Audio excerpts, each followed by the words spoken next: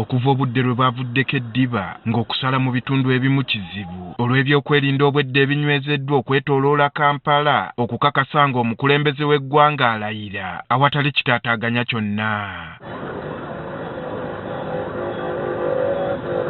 Ng'oggyeko abatambulira ku bigere abalala babadde balawunira ku ppikipiki okukosa emmotoka ezibadde zeetooloola buli wamu.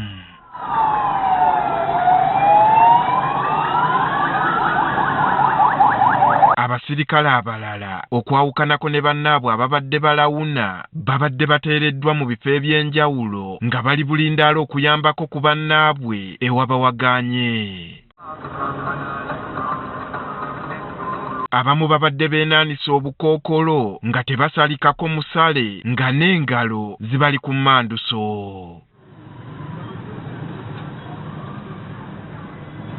Ebimotoka ebirala ebyakazibwako bijja fanga bibadde byagumbye dda okulindirira oyo ayinza okutabangula emikolo.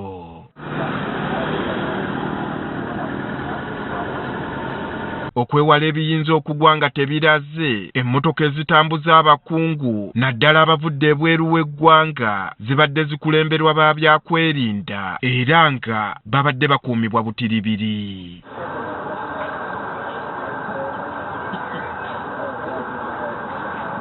Ng'okulabula bwe kwabadde okuva eri ayogerera poliisi Kituma Lusoke, enguudo eziyita okumpi n'oluguudo lwa Express ziggaddwa akaseera ng'abakungu bagenda e Kololo.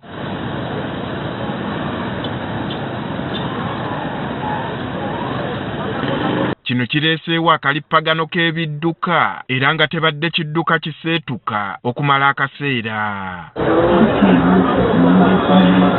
N'enkulungo ezeetoolodde oluguudo lwa Express okwawukanako bulijjo ebyokwerinda ku zo byongedde okunywezebwa ng'abasirikale enkambi baazikubye wano. Ebyentambula ku nguudo ez'enjawulo bibadde byeddiziddwa eggye erikuuma omukulembeze w'eggwanga nga byaggiddwa ku basirikale b'oku nguudo. Ng'otuuse ku nguudo ezeetoolodde ekisaawe ky'e Kololo ewabadde emikolo emikulu zibadde ziggaddwa nga tekkirizibwayo kidduka kyonna nga n'emmotoka za gavumenti mw'ozitwalidde okuggyako ab'ebigere.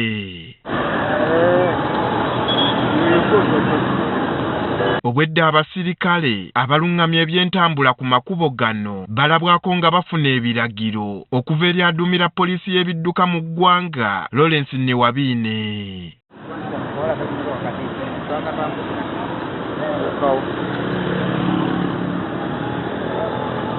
Ono atuuse ekiseera n'abyekwatiramu nga yalungamya ebyentambula.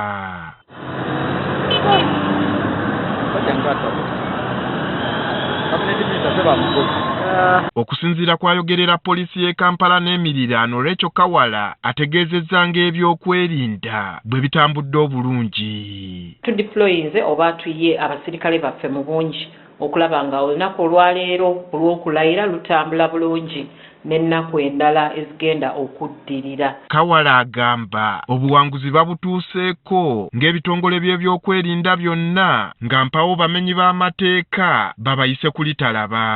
Tuyiye abasirikale nga tudeployinze nga tukolaganira wamu n'ebitongole ebirala ebyokwerinda okulaba nga buli omu ali safe oba buli kimu kitambula bulungi, okulaba nga abagenyi abaze okutukyalira bakuumibwa bulungi tebafuna buzibu bwonna bwonna. Ono yeeyamye nga bannayuganda bwe batasaanye kweraliikirira nga baakusigala ng'ebyokwerinda bibalimu ttaano nga bagumbye mu bifo eby'enjawulo. Tulina abasirikale abali ku patrols oba abali okulawuna mu bitundu eby'enjawulo ng'abamu batambulira ku mmotoka, abasirikale abalala bali kulawunira ku bigere. Wabula bo abakolera n'abawangaalira mu kibuga Kampala beekokkodde engeri ab'ebyokwerinda gye babayisizzaamu naddala mu kusannyalaza ebyentambula.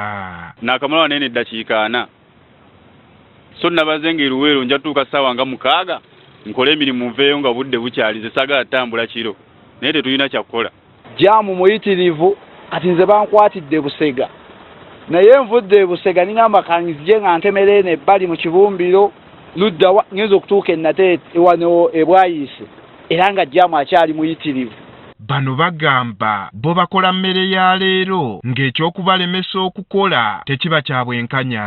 Omukulembeze akola amakubo agagenga ayita mu bbanga yasuze entebe naye lwaki tasobola kuyita mu bbanga alina ennyonyi. Baali tugambye lumwe ne batugamba waayo tewali kola tusigalire ddala lumwe waka. Andrew Kaggwa, Agafeeyo, Spark TV.